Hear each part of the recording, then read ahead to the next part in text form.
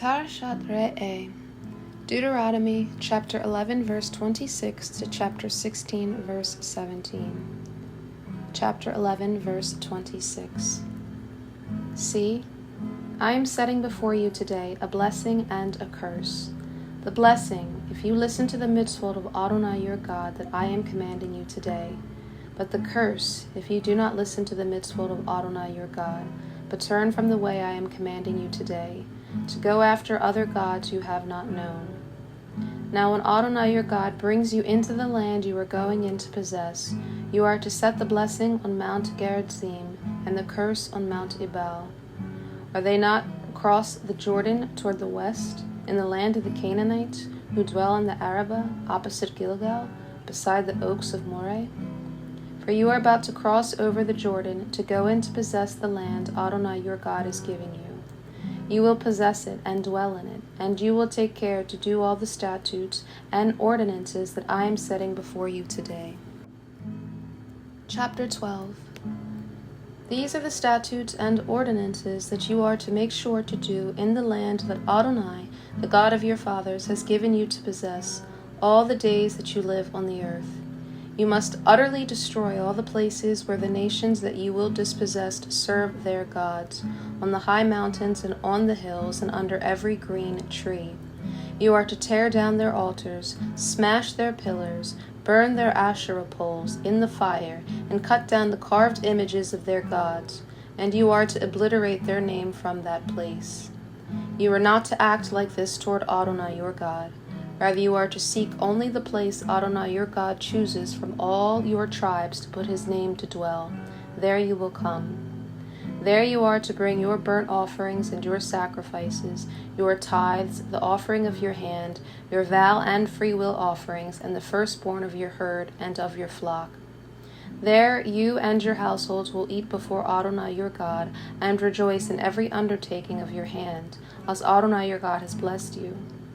You will not do all the things as we are doing here today, everyone doing what is right in his own eyes. For you have not yet come to the resting place and the inheritance that Adonai your God is giving you. But when you cross over the Jordan and settle in the land that Adonai your God enables you to inherit, and he gives you rest from all your enemies around you, you will dwell in safety. Then the place Adonai your God chooses to make his name dwell, there you are to bring all that I command you. Your burnt offerings and your sacrifices, your tithes, the offering of your hand, and all your finest vow offerings that you vow to Adonai. Then you will rejoice before Adonai your God, you and your sons and daughters, your slaves and maids, and the Levite in your towns, for he has no portion or inheritance among you. Be careful that you do not offer your burnt offerings in any place you see. Rather do so only in the place Adonai chooses in one of your tribes. There you are to offer your burnt offerings, and there you are to do all I am commanding you. However, you may slaughter and eat meat within all your gates, whatever your souls desire, according to the blessing Adonai your God has given you. Either the unclean or clean may eat of it, as they would a gazelle and or a deer. But you are not to eat the blood. You are to pour it out on the ground like water. You may not eat within your gates the tithe of your grain or new wine or oil, or the firstborn of your herd or of your flock, or any of your vow offerings that you vow, or your freewill offerings, or the offering of your hand. Rather you are to eat them before Adonai your God, in the place Adonai your God chooses. You, your son and daughter, your slave and maid, and the Levite within your gates. And you will rejoice before Adonai your God in every undertaking of your hand. Be careful that you do not neglect the Levite as long as you live on the earth. When Adonai your God enlarges your territory as he has promised you, and you say, I want to eat meat, because your soul craves meat, then you may eat meat, all your soul's desire. If the place Adonai your God chooses to put his name is too far from you, then you may slaughter any of your herd and flock that Adonai has given you, as I have commanded you, and you may eat within your gates all your soul's desire. Just as the gazelle or hart is eaten, so you may eat it. The unclean and clean alike may eat it. Only be sure that you do not eat the blood, for the blood is the life, and you are not to eat the life with the meat. You are not to eat it. You are to pour it out on the ground like water. You are not to eat it, so that it may go well with you and your children after you, when you do what is right in Adonai's eyes. Only the holy things and vow offerings that are yours are you to take, and go to the place that Adonai chooses. You are to offer your burnt offerings, the flesh and the blood, on the altar of Adonai your God. The blood of your sacrifices is to be poured out on the altar of Adonai your God, but the meat you are to eat. Take care and listen to all these words that I am commanding you, so that it may go well with you and your children after you forever, when you do what is good and right in the eyes of Adonai your God. When Adonai your God cuts off before you the nations that you are going in to dispossess, when you have dispossessed them and settled in their land, be careful not to be trapped into imitating them after they have been destroyed before you. Do not inquire about their gods, saying, "How do these nations serve their gods? I will do the same." You are not to act like this toward Adonai your God. For every abomination of Adonai which he hates they have done to their gods. They even burn their sons and daughters in the fire to their gods. Chapter 13. Whatever I command you, you must take care to do. You are not to add to it or take away from it. Suppose a prophet or a dreamer of dreams rises up among you and gives you a sign or wonder, and the sign or wonder he spoke to you comes true, while saying, "Let's follow other gods that you have not known, and let's serve them." You must not listen to the words of that prophet or that dreamer of dreams, for Adonai your God is testing you, to find out whether you love Adonai your God with all your heart and with all your soul. Adonai your God you will follow, and him you will fear. His mitzvot you will keep. To his voice you will listen. Him you will serve, and to him you will cling. That prophet or dreamer of dreams must be put to death, for he has spoken falsehood against Adonai your God, who brought you out of the land of Egypt and redeemed you from the house of slavery, to entice you from the way Adonai your God commanded you to walk. So you will purge the evil from your midst. Suppose your brother, your mother's son, or your son or daughter, or the wife of your bosom, or your best friend of your own soul, misleads you secretly, saying, "Let's go and serve other gods, that you and your fathers have not known, from among the gods of the peoples around you, near you, or far off from you, from one end of the earth to the other." You are not to give in or to listen to him, your eye is not to pity him, and you are not to spare or conceal him. Instead, you will surely put him to death. Your hand should be the first against him to put him to death, and afterwards the hand of all the people. You are to stone him with stones to death, because he tried to entice you away from Adonai your God, who brought you out from the lands of Egypt, from the house of slavery. Then all Israel will hear and be afraid, and never again will they do such an evil thing as this in your midst. Suppose you hear it said in one of your cities, which Adonai your God is giving you to dwell in, that worthless fellows have gone out from among you and enticed the inhabitants of their cities, saying, "Let's go and serve other gods that you have not known." Then you are to investigate, search out, and inquire thoroughly. If indeed it is true and the matter certain that this abomination has been done in your midst, you will surely strike down the inhabitants of that city with the edge of the sword, utterly destroying it and all that is in it, and its livestock with the sword. You are to gather all its plunder into the middle of the street, and you are to burn with fire the city and all its plunder, all of it to Adonai your God. It will be a ruin forever. It shall never be built again. Nothing from the ban should cling to your hand, so that Adonai may turn from the fierceness of his anger and show you mercy, and have compassion on you and multiply you, just as he swore to your fathers. When you listen to the voice of Adonai your God, keeping all his mitzvot that I am commanding you today, doing what is right in the eyes of Adonai your God. Chapter 14. You are the children of Adonai your God. You are not to cut yourselves or shave your forehead for the dead, for you are a holy people to Adonai your God. From all the peoples on the face of the earth, Adonai has chosen you to be his treasured people. You are not to eat any detestable thing.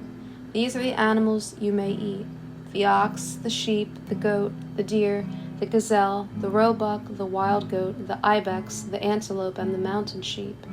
Among the animals you may eat any animal that splits the hoof completely split in two, and chews the cud. Yet of those that chew the cud or have a split hoof, you are not to eat the camel, the hare, and the rabbit, because they chew the cud, but do not split the hoof, they are unclean to you. The pig, because it splits the hoof but does not chew the cud, it is unclean to you. You are not to eat their meat or touch their carcasses. Of all that are in the waters, these you may eat. Whatever has fins and scales you may eat, but whatever does not have fins and scales you are not to eat. It is unclean to you. You may eat all clean birds, but these are the ones you are not to eat: the eagle, the vulture, the buzzard, the red kite, the black kite, and any bird of prey of that kind, every raven of any kind, the ostrich, the owl, the seagull, a hawk of any kind, the little owl, the great owl, the white owl, the pelican, the Egyptian vulture, the cormorant, the stork, a heron of any kind, the hoopoe and the bat. All winged insects are unclean to you, they are not to be eaten. You may eat any clean bird. You are not to eat anything that dies of itself. You may give it to the outsider within your gates, so that he may eat it, or you may sell it to a foreigner. For you are a holy people to Adonai your God. You are not to boil a young goat in its mother's milk. You will surely set aside 1/10 of all the yield of your seed that comes from the field year by year. You are to eat the tithe of your grain, your new wine, your oil, and the firstborn of your herd and flock, before Adonai your God, in the place he chooses to make his name dwell, so that you may learn to fear Adonai your God always. Now suppose the way is too long for you cannot carry the tithe, because the place Adonai your God chooses to set his name is too far from you. When Adonai your God blesses you, then you are to exchange the tithe for silver, bind up the silver in your hand, and go to the place that Adonai your God chooses. You may spend the money for whatever your soul desires: cattle, sheep, wine, strong drink, or whatever your soul asks of you. Then you will eat there before Adonai your God and rejoice, you and your household. But you are not to neglect the Levite within your gates, for he has no portion or inheritance with you. At the end of every 3 years you are to bring out all the tithe of your produce in that year and store it within your gates. Then the Levite, because he has no portion or inheritance with you, along with the outsider, the orphan, and the widow within your gates, will come and eat and be satisfied, so that Adonai your God may bless you in all the work of your hand that you do. Chapter 15. At the end of every 7 years you are to cancel debts. This is how you are to cancel debts. Every creditor is to release what he has loaned to his neighbor. He must not force his neighbor or his brother to repay, for Adonai's debt cancellation has been proclaimed. A foreigner you may force, but your hand is to release whatever your brother owes you. However, there should be no poor among you, for Adonai will surely bless you in the land Adonai your God is giving you as an inheritance to possess. If only you would carefully listen to the voice of Adonai your God, being careful to do all his mitzvah that I am commanding you today. For Adonai your God will bless you as he promised you. So you will lend to many nations, but not borrow. You will rule over many nations, but they will not rule over you. If there is a poor man among you, any of your brothers within any of your gates in your land that Adonai your God is giving you, you are not to harden your heart or shut your hand against your poor brother. Rather, you must surely open your hand to him, and you must surely lend him enough for his need, whatever he is lacking. Watch yourself, so there is not unworthy things in your heart, saying, "The 7th year, the year of canceling debts, is near," and your eye is evil against your brother, and you give him nothing.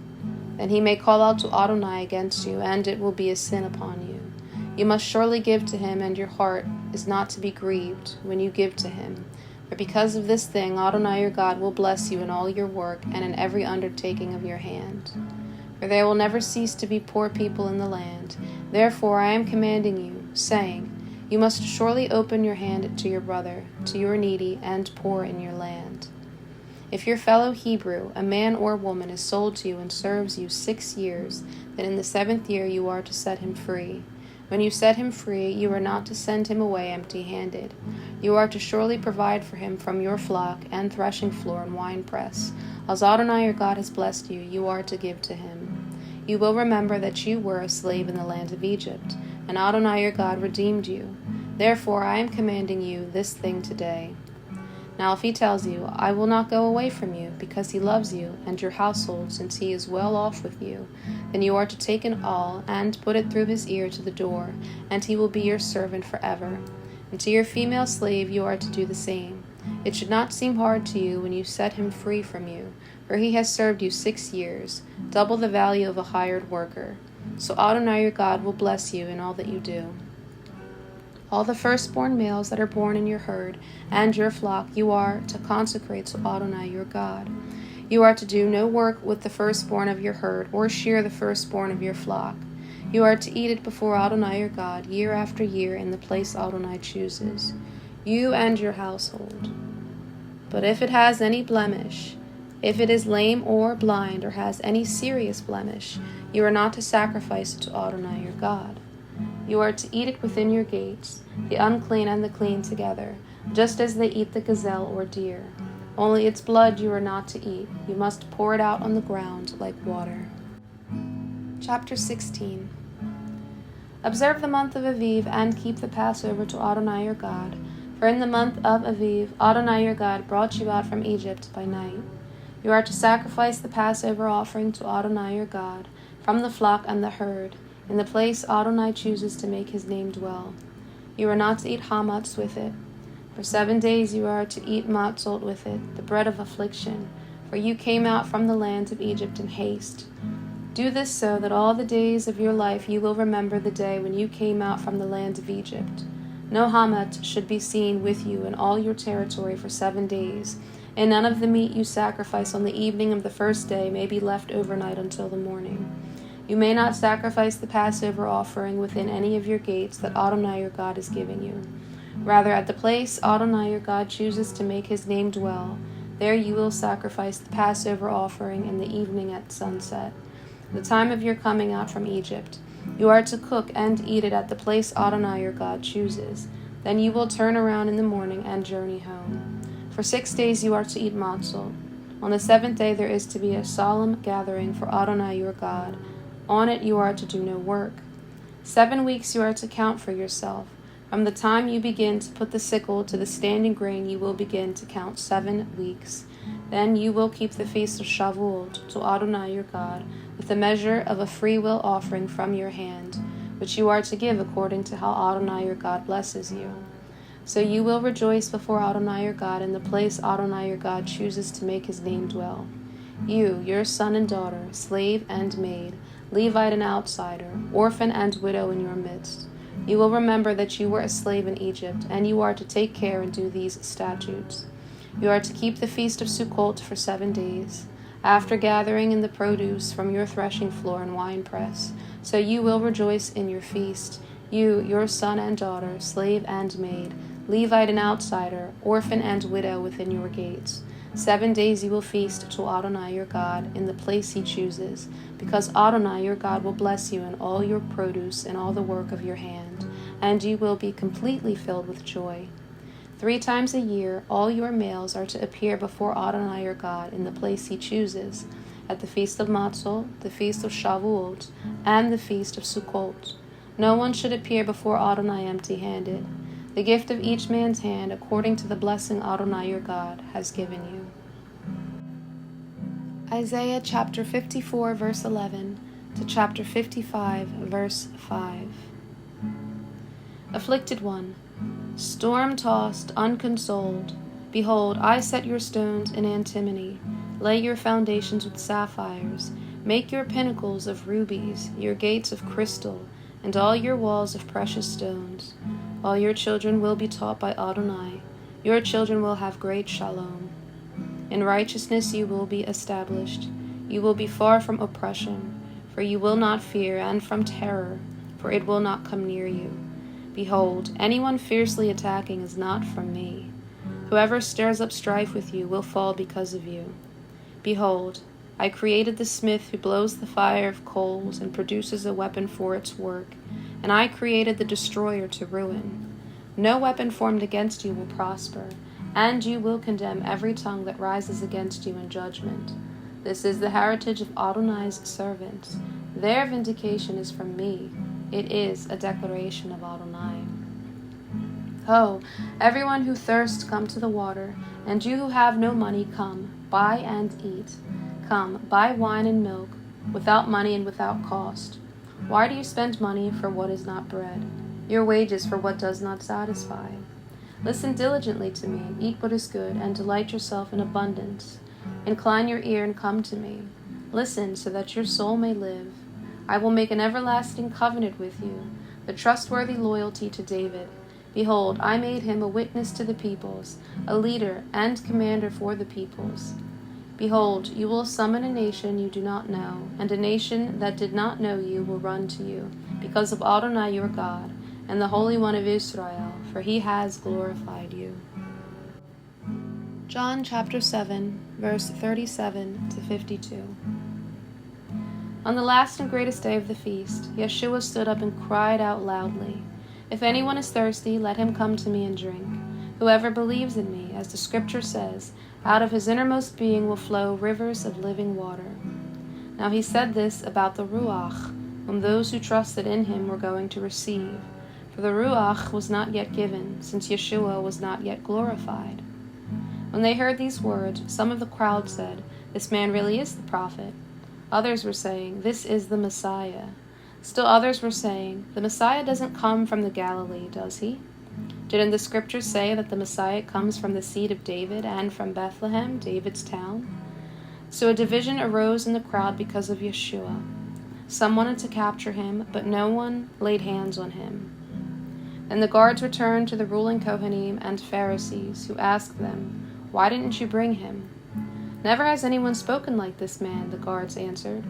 The Pharisees responded, "You haven't been led astray also, have you? Have any of the rulers or Pharisees believed in him?